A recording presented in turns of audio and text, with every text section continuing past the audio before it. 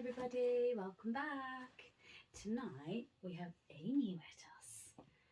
So we're going to read The Lion and the Mouse. And we want you to sit down, relax, take 5 big deep breaths. Do it 5 times. Again.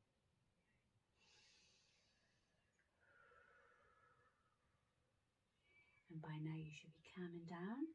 And we're going to read our story before we go to bed. Are you ready? Are you ready? Mm-hmm. Okay. Here we go. The Lion and the Elephant. Roar! Lion was king of the beasts. He ruled the animal world, and everyone was in awe of him. However, there was one animal who didn't care whether he pleased Lion or not. That animal was a cockerel. A cockerel, imagine. He crowed every single morning. The sound was so loud that the lion began to feel afraid of the cockerel and the horrid noise it made. "Go away!" cried Lion. "Cock-a-doodle-doo!"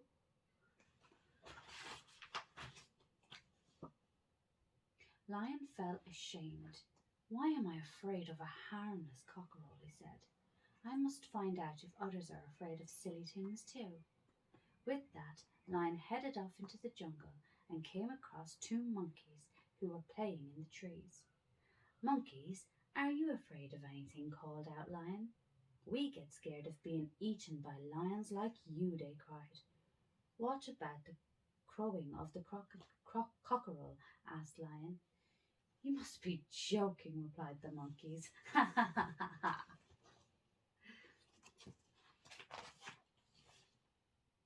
Lion crept away to the river.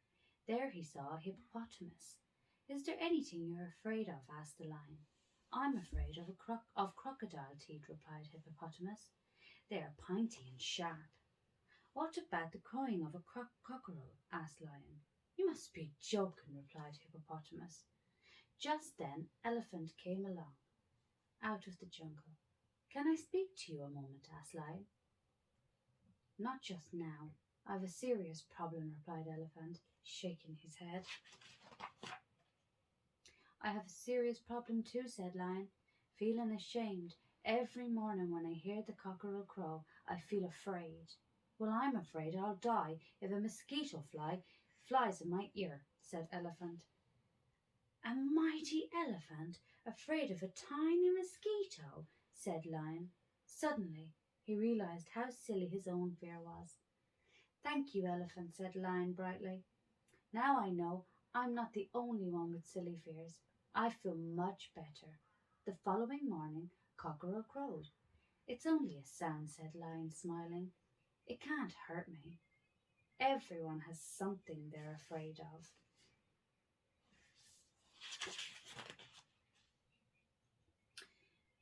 The Gnat and the Lion. One evening, deep in the savannah, the animals were getting ready to sleep. 2, however, were only just waking up. One of those was a gnat.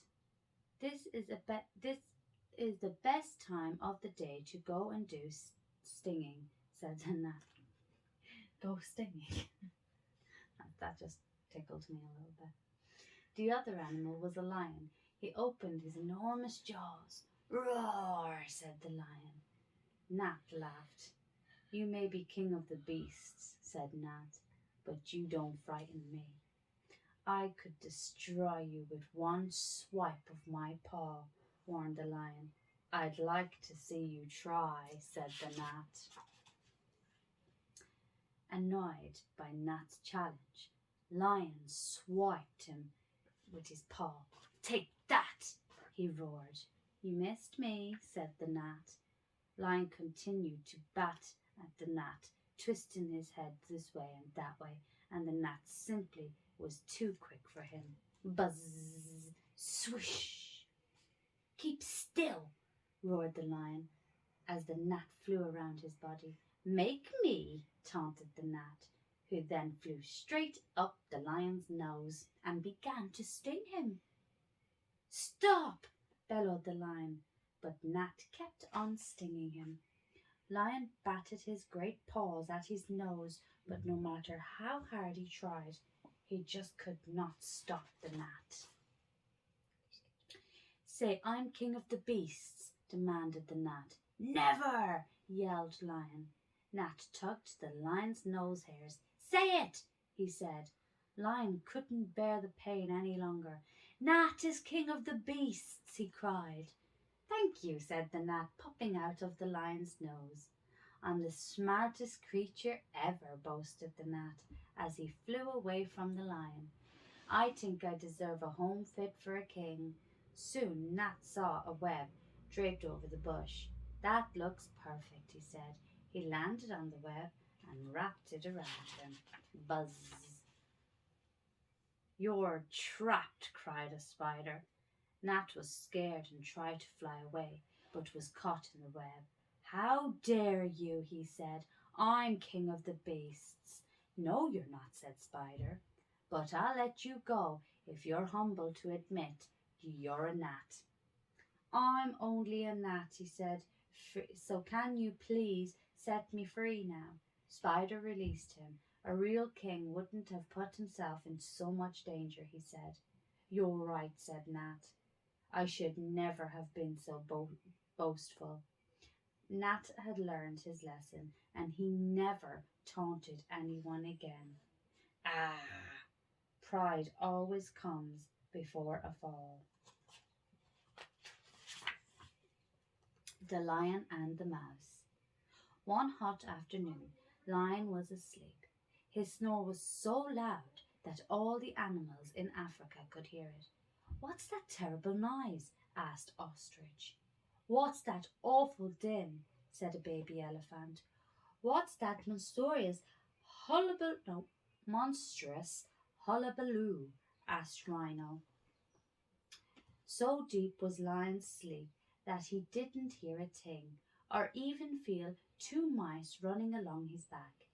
When the mice grew tired and sat on the lion's nose, "That was fun," said one mouse, twitching at his whiskers.